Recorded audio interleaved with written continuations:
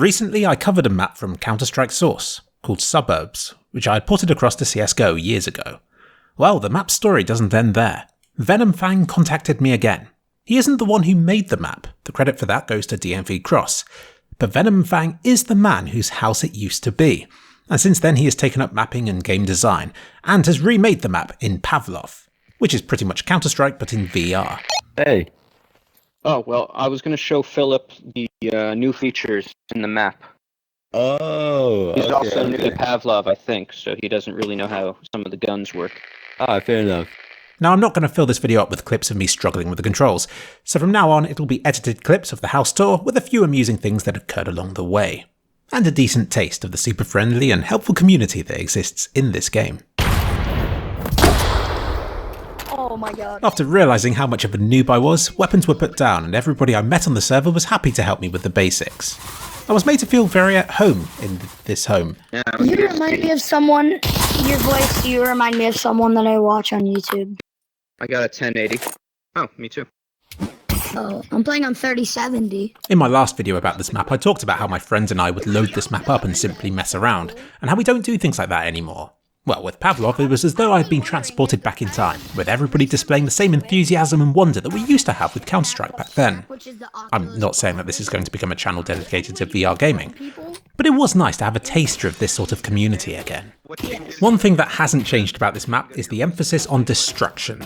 Venomfang wants to feature as many breakable items on this map as possible. Right now there are about 700 destructible assets, though a lot of these are individual slats on windows and stuff like that. He briefly talked me through the netcode. It requires a lot of data to keep this sort of destruction in sync over the internet, so while some items are kept the same between players, other things are only client-side. So, for example, if you shoot a ball about on the snooker table, nobody else will see it move because this kind of movement requires a lot of updates, and it just isn't important enough to transport over the internet for the sake of a Pavlov match. You and I don't see the same thing here. Is your name Umbran? Umbran? No, I'm Venomfang. So, let's get on with the house Give me tour. my name. Alright, come Philip. Hold on. Then, So, this is my bedroom. wait, Yes, he was on this bed right here. The same bed sheet. And I put... Yep, that's my cat Cody. what's your profile picture? It's Venom? Yeah, it's Venom. I used to do a lot of archery, so like my recurve bow that I used to keep on my closet door just like that. And this was my bathroom. Yep. I spent a lot of time here. The upstairs closet. Philip's in the closet. Everyone, Philip's in the closet. I just added both of you. You walked right into that one.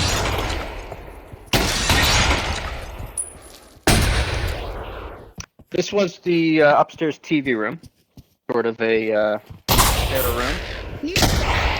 Don't worry, soon we left for a private server where a battle wasn't raging outside. But I was kind of enjoying the spontaneous nature of doing a house tour on a public server. This was my sister's room and her bathroom. And then there were 4. But which one was the imposter?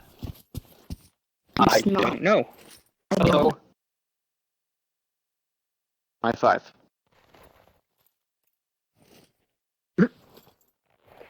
I sent you a Yes. friend request. Yes, I heard you. Thank you. All right, so this is the upstairs washer and dryer. I'm not really familiar. We were about to move into the master streaming bedroom, friends, 'cause I have no friends. but then more people joined, and carnage ensued. Uh-oh. It's pretty daunting being stuck in a PvP VR game that you don't even know how to get back to the menu of. Server, can you please accept my friend request? Luckily, the standard of play seemed that's you. I'm pretty so bad, confused. and I was even able to kill other players. But this was when the tour Guys. went across to an offline server. Yeah, the arms are cool. Right.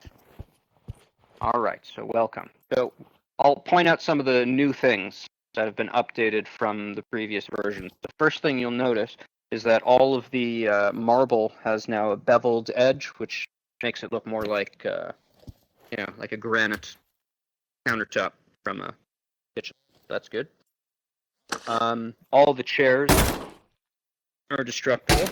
A warning, this bit will go on for a while, just so that I can showcase the destructive properties of this map for you. Yeah. So you can shoot table, the chairs, I might even admit to having enjoyed it, just a little bit.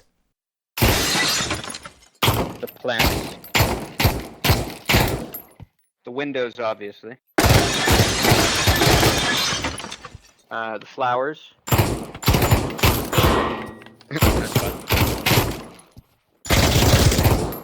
And all of this.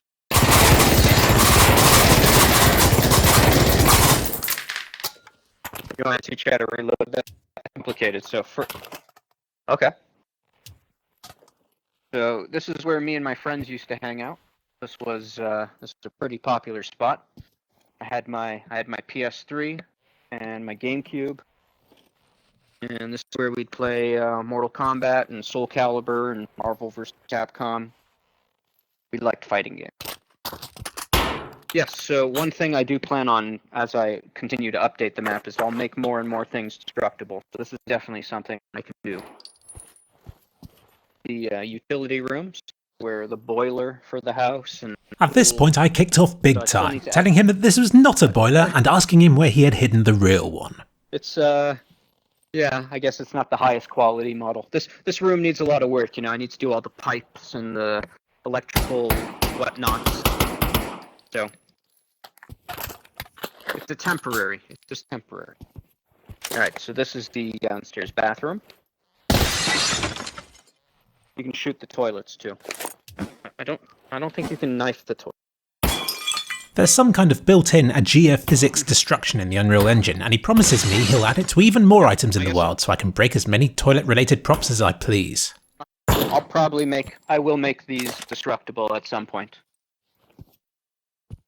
Remember this walk-through closet from the other version? Now with working doors. I decided not to enter that closet. This was the downstairs cold room where we used to keep all our storage boxes and all the stuff that we didn't want to look at. And so this room was furnished later after that map was made. So in the real house, this was here like that. Yeah. This couch is an important couch to me.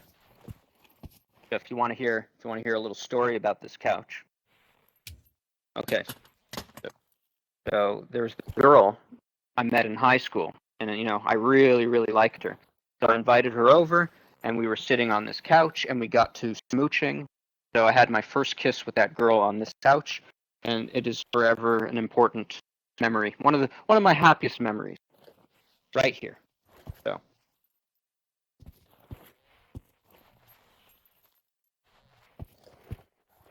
You move your arms while you run. Yeah, so this was just another closet. There was, in the actual house, there was a hole which we had built into, like, right down here. I didn't put it in this map because people wouldn't know what it is. There was a hole where my cat could go into, and then we kept the litter box in the closet so the smell didn't permeate the house. Some smart engineering. Yep. I didn't put that in the map, you know, because who wants a litter box? There you go. Another new feature in this area right here. Yes, you can shoot the mirror. So if you look at the stairs, all of the lips of the stairs are now smoothed instead of sharp, so they look more like carpet. You see how, like, as it comes over the edge, it's, yeah, little fancy details. And then this mirror we just added with all these sort of Baroque details makes it look, you know, nice. Something I noticed about this map was the increased fidelity on all of the paintings, yet they retained the original designs. Had he kept the original textures? Or was this all done from memory? He explained. Yeah, so I added that because the real picture has gold accents in it. Just so I added it just like the real painting. Could it be this one? So this painting was done by an artist named the Van Mills, which were my friend's parents. So we bought this painting from them. They're very, very talented. So this is the master bedroom, overlooking the ravine in the backyard, which has the pool. In the original, the backyard had always looked a bit boring, so I asked him what it had been like in reality. Alright, so the real backyard sort of looked like this, with a ravine and a stream and houses across the way. You can see them in the distance. When I was trying to get Suburbs working for CSGO, I had to delete a lot of strange details, like a healing trigger on a bed, a G-man in a closet, and birds outside. I needed answers. So there was an Easter egg where if you hit enough triggers in the map, it would start the music.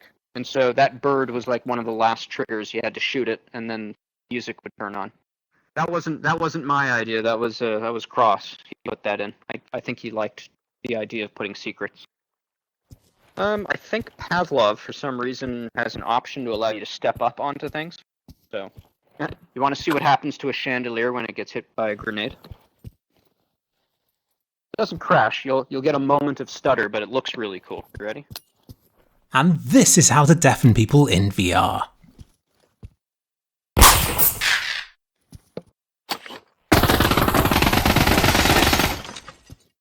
This is the downstairs study.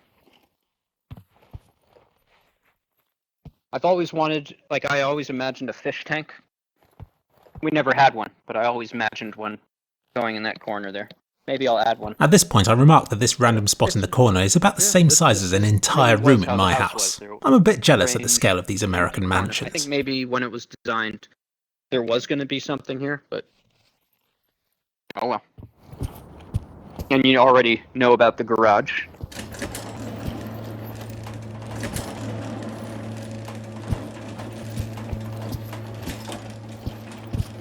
And then you can close it as well. Another cool little feature is you got this, see how it gets darker inside the closet? Yeah, so Pavlov doesn't have real-time lighting of any kind, so I figured I could use a decal, which is at half opacity. I put it in the closet, sort of give the illusion of a shadow. I thought it was pretty smart. A nicely detailed little model.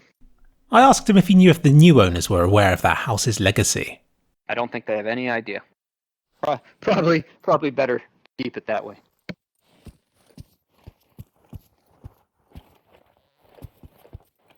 The side alley. This is a really smart position when you want to aim into the side of the house.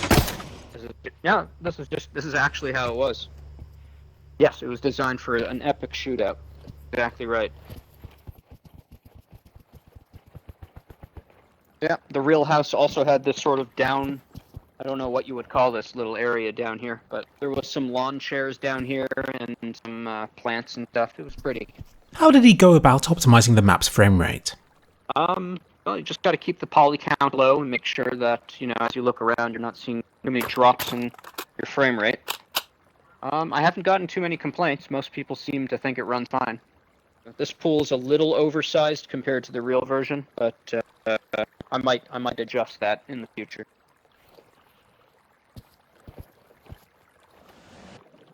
Nope, no swimming, but you can hear the gurgling of the water.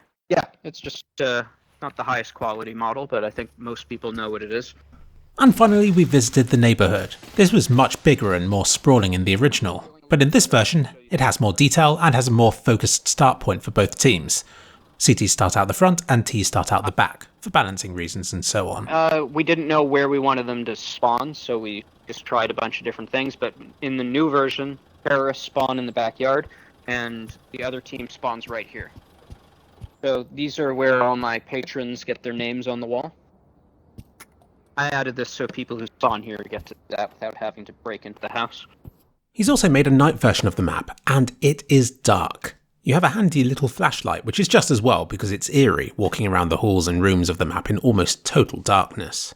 It's just as well I was on an empty server for this because I don't know how well I'd have handled it if I had found something lurking in the corner somewhere. Venomfang has his own Pavlov server that's hosting his maps 24/7. You can connect to it like so and see the guy in person and shoot him and pat his head and everything. The server browser in this game isn't the easiest to use, but once you've found his tactical VR server, you can star it and it'll be at the top of the list from then on. As well as maintaining this, Venomfang is gearing up to releasing his first Steam game, called Suburbs, which is a third-person action game which he hopes will have a high skill ceiling and that will be suitable for competitive play. You can check this out in the description as well. And that's it for Thornhill, for now. And I never thought I'd take a trip around it in VR with Venomfang himself.